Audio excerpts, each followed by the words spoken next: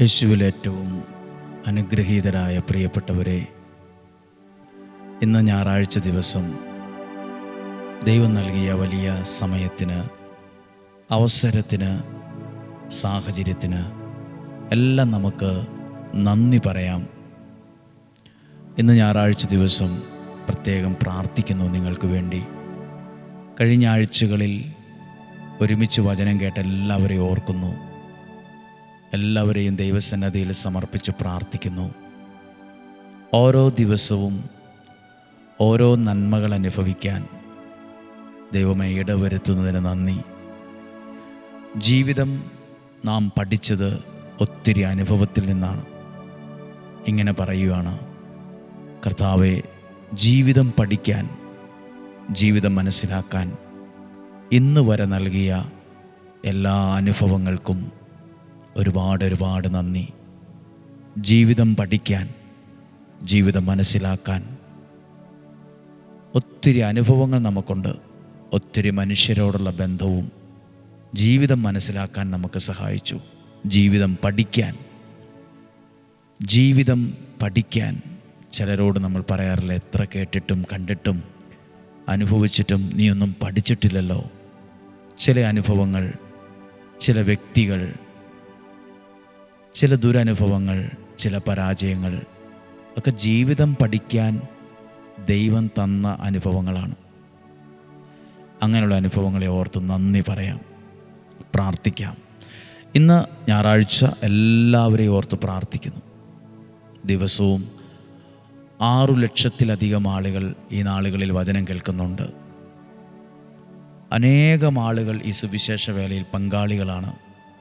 സഭാവ്യത്യാസമില്ലാതെ ഒറ്റ കുടുംബമായി പ്രാർത്ഥിക്കുന്ന സമയമാണ്. മാതാപിതാക്കൾ, യുവതീ-യുവാക്കൾ, കുഞ്ഞുങ്ങൾ എല്ലാവരെയും ഓർത്ത് പ്രാർത്ഥിക്കുന്നു.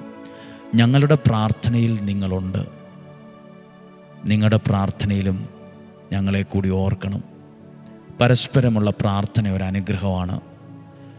ഇന്ന് പ്രാർത്ഥിക്കുമ്പോൾ ദൈവം തന്ന കഴിവും ദൈവം തന്ന അവസരവും കൃത്യമായി ഉപയോഗിക്കാൻ, വിനിയോഗിക്കാൻ കഴിയണം. അങ്ങനെയുള്ളവരാണ് ജീവിതത്തിൽ സക്സസ് ആകുന്നത്. ദൈവം തന്ന കഴിവും ദൈവം തന്ന അവസരവും കൃത്യമായി ഉപയോഗിക്കാൻ പറ്റണം. ചിലർക്കതൊന്നും ഉപയോഗിക്കാനോ മനസ്സിലാക്കാനോ കഴിയില്ല. ദൈവം തന്ന കഴിവും ദൈവം തന്ന താലന്തും എല്ലാം ഉഴപ്പിയും കൂട്ടുകൂടിയും എല്ലാം കുളിക്കും, നശിപ്പിച്ച് കളയും. കുറേ നാളുകൾക്ക് ശേഷം അവർ പറയും, എനിക്കൊന്നും ആകാൻ പറ്റിയില്ല, എല്ലാവരും രക്ഷപ്പെട്ടു, എനിക്ക് മാത്രം ഇങ്ങനെ ആയിപ്പോയി. ദൈവം തന്ന കഴിവും ദൈവം തന്ന താലന്തും ദൈവം തന്ന അവസരവും കൃത്യമായി ഉപയോഗിച്ചായിരുന്നെങ്കിൽ നീ ഒരുപാട് പേരുടെ മുമ്പിൽ ദൈവം നിന്നെ നിർത്തുമായിരുന്നു.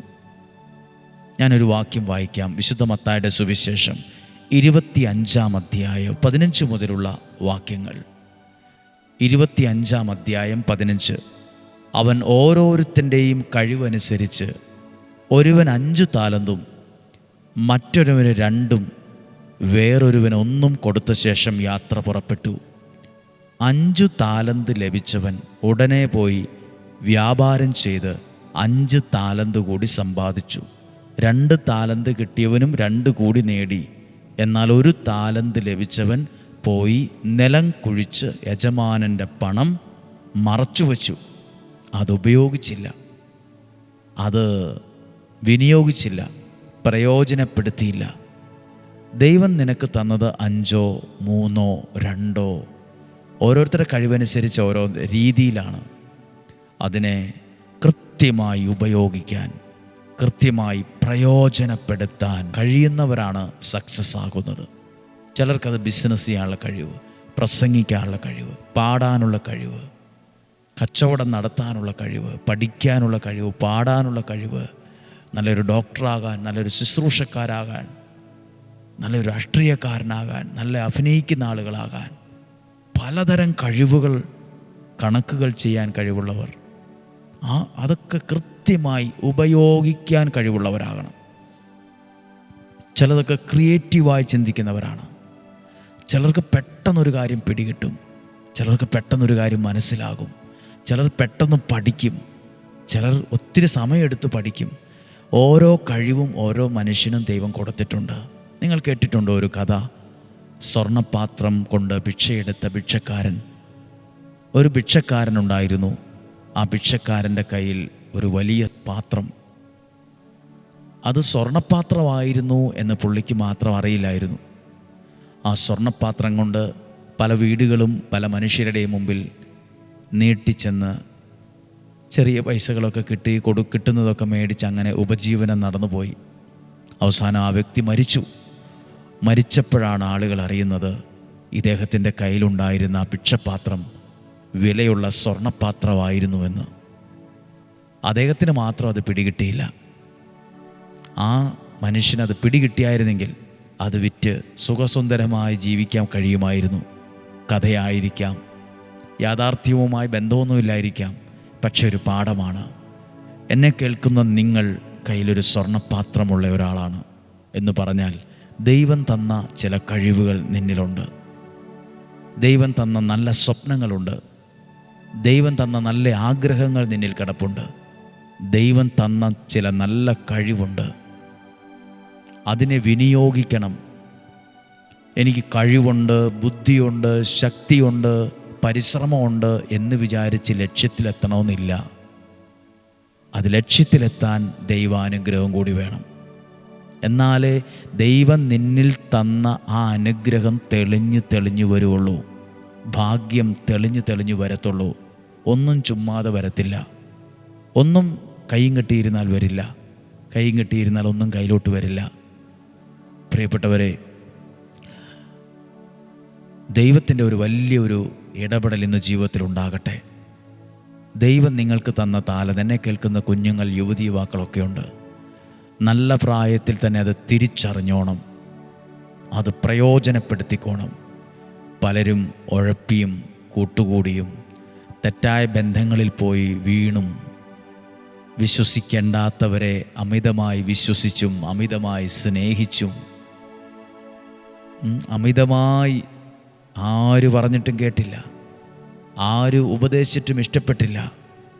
ഭയങ്കര വിശ്വാസം ആ വ്യക്തിയെ, ഭയങ്കര സ്നേഹം, എല്ലാം തുറന്നു പറയുന്നു, എല്ലാം അവസാനം അത് കയ്പായിട്ട് മാറുന്നു.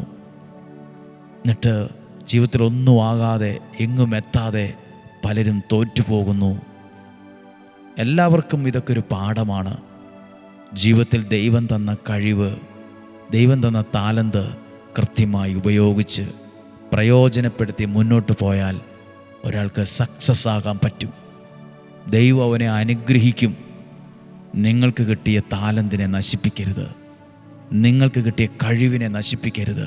രക്ഷപ്പെട്ടു വന്നോണം, ഉയരങ്ങളിലെത്തണം. എന്നെ കേൾക്കുന്ന യുവതി യുവാക്കൾ കുഞ്ഞുങ്ങളോടൊക്കെ പറയട്ടെ, നിങ്ങളുടെ വീടിനെ രക്ഷിക്കാനുള്ള ഉത്തരവാദിത്തം നിങ്ങൾക്കുണ്ട്. നിങ്ങളിലൂടെ നിങ്ങളുടെ വീട്ടിൽ കയറി വരുന്ന ഉയർച്ചകൾ ഉണ്ടാകണം. ദൈവം അനുഗ്രഹിക്കട്ടെ. ഇന്ന് പ്രത്യേകം പ്രാർത്ഥിക്കുമ്പോൾ ദൈവം തന്ന കഴിവ്, ദൈവം തന്ന താലന്ത്, ദൈവം തരുന്ന അവസരം, അതെല്ലാം കൃത്യമായി ഉപയോഗിക്കാൻ, വിനിയോഗിക്കാൻ പഠിക്കുന്ന കുഞ്ഞുങ്ങൾ നന്നായിട്ട് പഠിക്കാൻ, ഉഴപ്പി പോകാതിരിക്കാൻ, കൂട്ടുകൂടി പോകാതിരിക്കാൻ, മദ്യത്തിനും മയക്കുമരുന്നിനും തെറ്റായ ബന്ധങ്ങൾക്കും ഒന്നും അടിമയായി പോകാതിരിക്കാൻ, ജീവിതത്തിൽ സക്സസ് ആകാൻ ദൈവത്തിൻ്റെ കരം പിടിക്ക്, മുന്നോട്ട് പോവുക. നമ്മൾ ഇന്നലെ പറഞ്ഞു, എല്ലാ വാഹനങ്ങളെയും താക്കോലൊക്കെ കയ്യിലുണ്ടെങ്കിൽ ഒന്ന് എടുത്ത് കയ്യിൽ പിടിക്കുകയോ ആ പ്രാർത്ഥനാ മേശപ്പുറത്ത് വെക്കുക, ഒന്ന് പ്രാർത്ഥിക്കട്ടെ. കർത്താവായ ദൈവമേ, ഇപ്പോൾ ഈ പ്രാർത്ഥനയിൽ പങ്കെടുക്കുന്ന ആരൊക്കെയോ അവരുടെ വാഹനങ്ങൾക്ക് വേണ്ടി പ്രാർത്ഥിക്കുന്നുണ്ട്.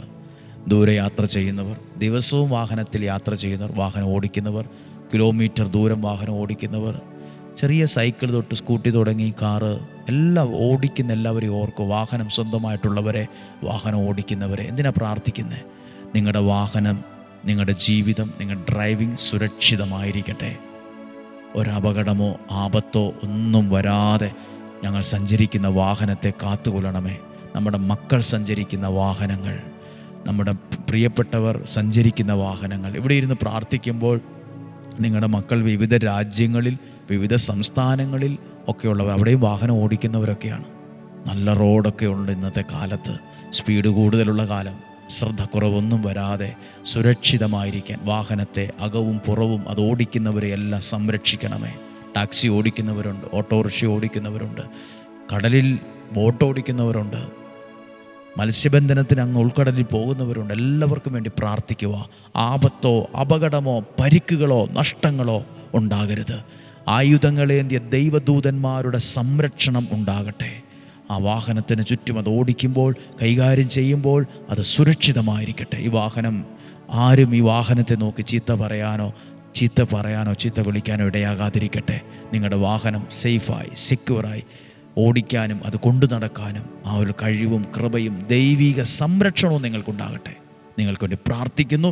പിതാവിൻ്റെയും പുത്രൻ്റെയും പരിശുദ്ധാത്മാവിൻ്റെ നാമത്തിൽ ആശീർവദിച്ച് പ്രാർത്ഥിക്കുന്നു. നമുക്ക് ഈശോയുടെ ആശീർവാദം സ്വീകരിക്കാൻ. നമ്മുടെ കർത്താവ് ഈശോ മിശിഹായുടെ കൃപയും പിതാവായ ദൈവത്തിൻ്റെ സ്നേഹവും പരിശുദ്ധാത്മാവിൻ്റെ സഹവാസവും നിങ്ങളോട് കൂടെ ഉണ്ടായിരിക്കട്ടെ. നിങ്ങളുടെ ഭവനത്തിലും യാത്രകളിലും തീരുമാനങ്ങളിലും ഉണ്ടായിരിക്കട്ടെ. ദീർഘായുസ്സും ആരോഗ്യവും ഉണ്ടായിരിക്കട്ടെ. താമസിക്കാൻ നല്ല ഭവനം, സഞ്ചരിക്കാൻ നല്ല വാഹനം, ഭക്ഷിക്കാൻ നല്ല ആഹാരം, നല്ലൊരു വരുമാന മാർഗം, ഞങ്ങളുടെ കൃഷിയിടങ്ങൾ, ജോലി മേഖല, വളർത്തുമൃഗങ്ങൾ, എല്ലാ കാര്യങ്ങളുടെ മേലും ദൈവിക സംരക്ഷണം ഉണ്ടായിരിക്കട്ടെ. ദീർഘായുസ്സും നല്ല ആരോഗ്യവും സന്തോഷവും സമാധാനവും ഉണ്ടായിരിക്കട്ടെ. ഇന്നും ജീവിക്കുന്ന യേശുവിൻ നാമത്തിൽ ഏൽപ്പിച്ച് അനുഗ്രഹിച്ച് പ്രാർത്ഥിക്കുന്നു, ഇപ്പോഴും എപ്പോഴും എന്നേക്കും. ആമേൻ. നല്ലൊരു ദിവസം, നല്ലൊരു സമയം നിങ്ങൾക്ക് ആശംസിക്കുന്നു. നാളെ തിങ്കളാഴ്ച ദിവസം ഒരുമിച്ച് വചനം കേൾക്കണം, പ്രാർത്ഥിക്കണം. നാളെയും കാണുന്നത് വരെ സ്വർഗത്തിലെ ദൈവം എന്നെ നിങ്ങളെ സൂക്ഷിക്കട്ടെ. ആമേൻ.